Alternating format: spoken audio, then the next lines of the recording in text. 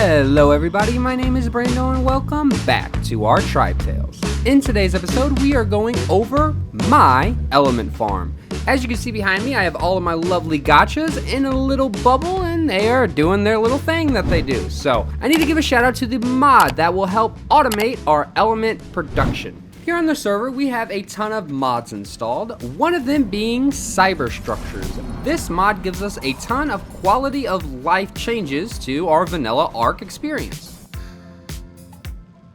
And before we jump into how I have everything set up over here, I do want to really quickly show you all of the different items that will be needed for our farm. So let's jump over to our tech replicator over here, and we can take a look at all the things we'll need to get our element producing passively. So if we type in CS, which stands for cyber structures, it will show up all of the cyber structure items that are in here. If we scroll all the way to the bottom, this is the first thing that we will need, a CS auto crafter. We'll need a couple of them. Depending on how much element you plan on actually producing will depend on how many of these you will need. This is another vital item to the farm, the Gacha Gavager.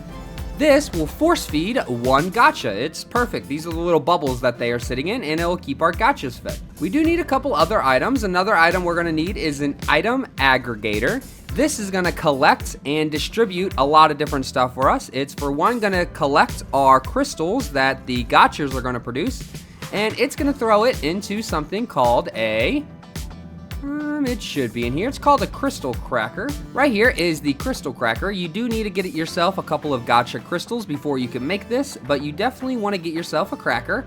Now I think that's about it. So you're going to need the home for the gachas. You're going to need something to pick everything up. You're going to need something to crack your crystals with. And then the auto crafter is right here. This guy is going to be used to create your element. So now let's get back over to the farm and I will show you how to use everything. On our farm, we have 45 gachas. They're mostly producing element, but I do have a couple extras, mainly over here, that are producing some sulfur, black pearls, crystal, and some obsidian for me. So this is what the Gacha Gavager will look like. Once you throw the gacha out, you can go up to it and you will see this start feeding. After he is in his little home, you will want to choose the production that he is supposed to be producing. We only want him to produce sulfur, so that's what we will do. And then we have to do that for all of the gachas there. The Gavager pad keeps your gachas fed. This in turn keeps crystals producing, boosting overall production compared to vanilla production. But I don't think the pad increases the amount of crystals the gachas actually produce. So what we use as food for the gachas is the plant species Y traps. They are all inside of here. Now we have two very large greenhouses here, completely filled to the brim with the plant species Y. So this greenhouse and this greenhouse are both completely filled and they supply the food for our gachas. These ladies are super awesome. They collect all of our crops.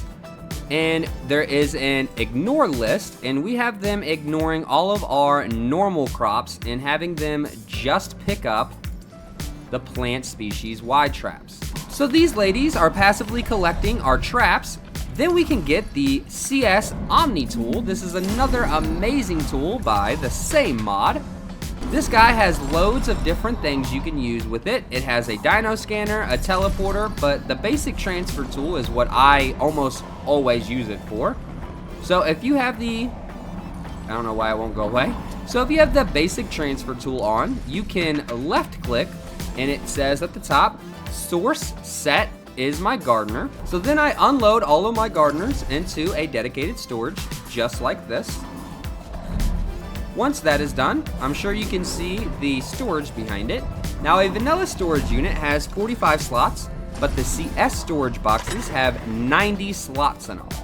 So now my plan is to source click onto the dedicated storage and then move everything into an actual storage box. So now I will source click this since we put 90 stacks into here, and then I can easily distribute this into my Gacha Gavagers, allowing them to feed my gachas. Now, of course, with these automation things, they do not work if nobody is online. So if you are on single player, I apologize, but this is not gonna be nearly as efficient as it is for my multiplayer. almost always there is somebody on the map. So my gachas are almost always producing elements. So now let's get into how we collect our elements. The next thing we need to look at are the item aggregators. So I placed tons of these guys all over this farm area. They're kind of all over the place. You can see ones back there. Kind of put them in hidden areas a little bit, but they basically are going to collect all types of things. One thing they're going to collect is the owl pellets from all of our gacha chefs. So as these guys are producing owl pellets, they're getting picked up, and then you can go over to the inventory of the item aggregator. Go to your collection options down here, and then you'll want to click on the owl pellets box and the gacha crystals box. So now these are the only two things that it is picking up. It's only focusing on gacha crystals and owl pellets. Now you'll want to go into the distribution tab, and you'll want to distribute your gacha crystals to the crackers. So make sure that one's clicked. Everything else can be ignored. And then I like to keep 75 owl pellets in the gachas. I don't think you need to. You can change. You can put whatever you want here, if I'm being honest. You could do 100, 150. You could do 10. You could do 5. You can do 1. I think Stik only does 1. And that is your item aggregator setup. So all of these need to have those clicked. Sadly, there is not a copy settings button. That would be super amazing if I could just copy the settings from here to that one and all of the nearby ones, but hey, that's totally fine. Go ahead and go click all of those buttons for all of the item aggregators. And now that we have the item aggregators all set up, let's talk about the collection process. So over here I have all of my gacha crystals set up. I have 4 of them set up for the 45 gachas that I have, and they work rather well. So these are getting the gacha crystals sent to them constantly by the aggregators. Now I have kind of recently emptied this out, but as you can see, the gacha crystals come in here and they automatically get cracked, and they're just, you know, the resources are coming out of them. There is one thing you will want to hit on here, and that is the send to grinder. So if this isn't clicked, I guess I can click it for a second. It normally looks like that. It says not sending. You definitely want to make sure this is sending to grinder. And with that, you will want several grinders set up. So we'll get to the grinders here in just a second, but you will need multiple grinders, especially if you plan on getting large amounts of resources. But back to the crystals here. After you have them all sending to grinder, they are set up and ready to go. And we're going to bring out our multi-tool again. And what I like to do is I like to source click onto the gacha crystals or the crystal crackers. And then I have a whole crafting situation set up here. So these are all the things that I have my gachas producing, and I could just send everything into the dedicated storage as respected. After that's done, I can then source click onto these guys, and then I send them into my actual storage unit inside a base. Whenever I want to, they can stay out here as long as they want as well. But the element is what we're really after here. So after we get a good amount of elements set up, I come over here and hit withdraw stack. So what I like to do is I like to make sure I can access my auto crafters inventory and the dedicated storages inventory in the same location where I don't have to move. Do you see that? Let's withdraw everything from the dedicated storage. That's currently all that's in here. Now I do make a lot of element dust. You're gonna see how much is in my auto crafter here. There is a ton of element that gets produced by this, okay? So you're gonna throw the dust in here, and it's going to break it down to unstable element, and then as you see, there's a spoil timer of 2 minutes. Once that spoils down from the 2 minutes, it then just becomes regular element.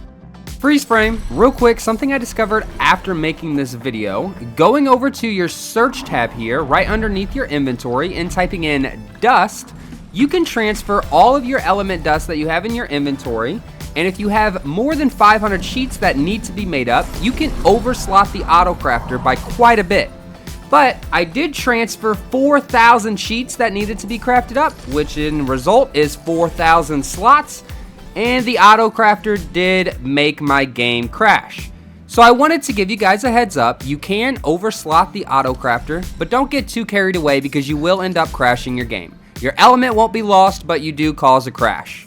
Now, let's get back to the original video.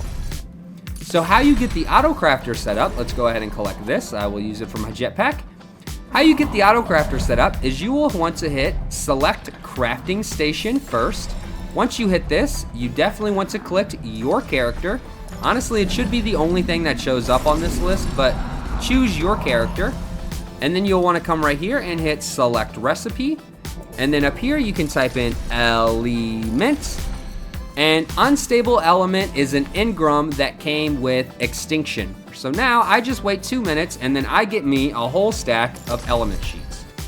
Now, these gachas are producing a ton of element, okay? So there was 1,100 in that one, right? This side also has another 1,500. I mean, I am producing a ton of element at a time. I'm collecting about this much twice, maybe sometimes 3 times a day. I mean, I'm getting an insane amount of element sheets every day. On top of that, that's how much sulfur I've collected in about 3 days, and crystal, and there's the obsidian, and black pearls as well. Something I didn't note at the beginning is you will need a tech generator with a good amount of element inside of it. The Gacha Gavengers need a tech generator, and I think so do like the item aggregators and the crystal crackers. Also, your gardeners and farmers will also need a tech generator. Okay, so now let's move on to the grinders. It is pretty much the last step for the automation process. Now, earlier I said that our crystals automatically send our items to the grinders. If we come over here, I do have the automatic grind on. So it is automatically grinding everything. It doesn't do it all the time, it kind of bugs out. But if I leave and come back, all of this stuff would be grinded, or I could just hit grind all items and it does it manually. And look at all of this extra stuff that I get just from the special crystals that the gachas produce. So if you go in and you upgrade their crafting skill, if I can open his inventory, there we go. If you upgrade his crafting skill here, I put about 50 levels into his crafting skill, and this will sometimes allow for special crystals to be produced. And the higher level that crafting skill is, the special crystals are going to produce higher level items. And these are the things that get sent to the grinder to be ground up and turned into other resources. All you want is 2 gachas, and then you want to breed them like crazy. Once you get 1 element producing gacha, if you have the CS mod on, which I assume you do since you're trying to build this farm, there is another tool in the CS mod that will help speed up getting all of your gachas. And that is the cloning chamber. If we come over here, it is rather expensive, okay? So if we are trying to produce a ton of element, we may need to spend a little bit of element. And this thing costs a whopping 1,500 sheets of element. So let's go in here and I will show you the recipe for it. If it'll open, thank you, thank you.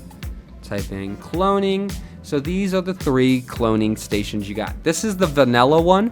This thing is absolutely huge. Huge, huge, huge. This is the one we are using. 2,000 black pearls, 1,500 sheets of element. I mean, it is nothing to laugh at. It is a very, very expensive item. But it works really well because, come out of here, it's super small for one. It can go inside of my base like this. It looks real pretty. And then I can go up to it. And as you see, I have a clone in here already. But if you feed it some shards, it doesn't want dust or sheets. You need shards for this. You can throw your dino you want to clone in here, and yes, you can clone clones. And the resource production does transfer over once cloned. If you do have the shiny dinos mod and you clone a shiny, the shiny attribute does not transfer to the clone. Just a heads up. And again, it's gonna have the word clone behind it, and you can't get rid of that. But if you go in here and you have the gacha you want in here, you hit clone dino. It doesn't really matter, they're both the same, and yes, you can do regular cryopods or the CSC cryopods that we use, and you just hit clone dino, and there you go. You'll have 2 of them in 7.5 minutes, and that's really about it. That is really how I got majority of my gachas, is because it would have taken a really, really long time to breed 45 element producing gachas. Good luck on getting some because they take a while to produce, and I apologize about that. There's nothing I can do about it, but it sucks. I'm sorry. It does. And now that we've gone through exactly how I automate all of my element, that is going to wrap it up for today's video. I really hope you guys did enjoy and learned a little something on how you can yourself generate tons of element sheets.